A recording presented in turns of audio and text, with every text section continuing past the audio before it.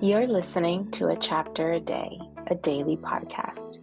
The Bible comes alive as we read a chapter out loud each day. Hello, welcome to A Chapter a Day. And today we are reading one of my favorite chapters, Hebrews chapter 11, and it says, "Now faith is confidence in what we hope for and assurance about what we do not see." And the way it says it in King James Version is, "Now faith is the substance of things hoped for, the evidence of things not seen." This is what the ancients were commended for. By faith, we understand that the universe was formed at God's command, so that what is seen was not made out of what was visible. By faith, Abel brought God a better offering than Cain did.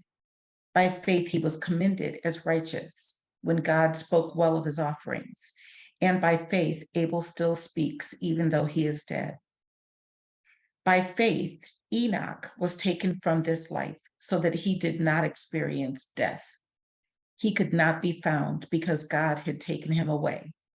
For before he was taken, he was commended as one who pleased God. And without faith, it is impossible to please God, because anyone who comes to him must believe that he exists and that he rewards those who earnestly seek him. By faith, Noah, when warned about things not yet seen, in holy fear built an ark to save his family. By his faith, he condemned the world and became heir of the righteousness that is in keeping with faith. By faith, Abraham, when called to go to a place he would later receive as his inheritance, obeyed and went, even though he did not know where he was going. By faith, he made his home in the promised land like a stranger in a foreign country. He lived in tents, as did Isaac and Jacob, who were heirs with him of the same promise. For he was looking forward to the city with foundations, whose architect and builder is God. And by faith, even Sarah, who was past childbearing age, was enabled to bear children because she considered him faithful who had made the promise. And so from this one man, and he as good as dead, came descendants as numerous as the stars in the sky and as countless as the sand on the seashore. All these people were still living by faith when they died. They did not receive the things promised. They only saw them and welcomed them from a distance, admitting that they were foreigners and strangers on earth. People who say such things show that they are looking for a country of their own. If they had been thinking of the country they had left, they would have had the opportunity to return. Instead, they were longing for a better country, a heavenly one. Therefore, God is not ashamed to be called their God, for he has prepared a city for them. By faith, Abraham, when God tested him, offered Isaac as a sacrifice.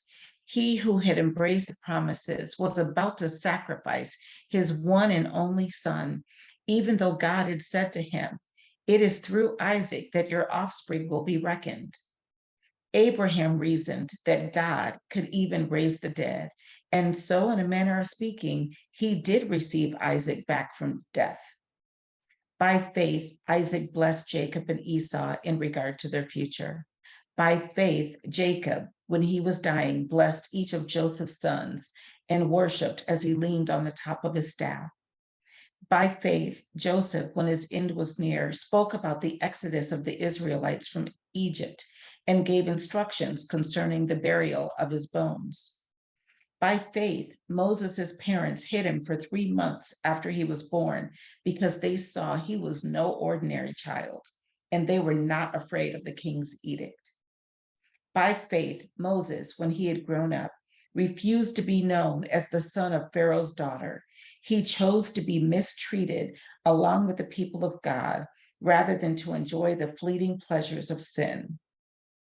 The fleeting pleasures of sin. He regarded disgrace for the sake of Christ as of greater value than the treasures of Egypt, because he was looking ahead to his reward. By faith, he left Egypt, not fearing the king's anger. He persevered because he saw him who is invisible. By faith, he kept the Passover and the application of blood, so that the destroyer of the firstborn would not touch the firstborn of Israel. By faith, the people passed through the Red Sea as on dry land, but when the Egyptians tried to do so, they were drowned. By faith, the walls of Jericho fell after the army had marched around them for 7 days. By faith, the prostitute Rahab, because she welcomed the spies, was not killed with those who were disobedient. And what more shall I say? I do not have time to tell about Gideon, Barak, Samson, and Jephthah, about David and Samuel and the prophets, who through faith conquered kingdoms, administered justice, and gained what was promised, who shut the mouths of lions, quenched the fury of the flames, and escaped the edge of the sword, whose weakness was turned to strength, and who became powerful in battle and routed foreign armies and enemies. Women received back their dead, raised to life again. There were others who were tortured, refusing to be released so that they might gain an even better resurrection. Some faced jeers and flogging and even chains and imprisonment. They were put to death by stoning. They were sawed in two. They were killed by the sword. They went about in sheepskins and goatskins, destitute, persecuted, and mistreated. The world was not worthy of them. They wandered in deserts and mountains, living in caves and in holes in the ground. These were all commended for their faith, yet none of them received what had been promised, since God had planned something better for us, so that only together with us would they be made perfect. Hebrews chapter 11, one of my favorites. Faith, faith, faith, faith, faith.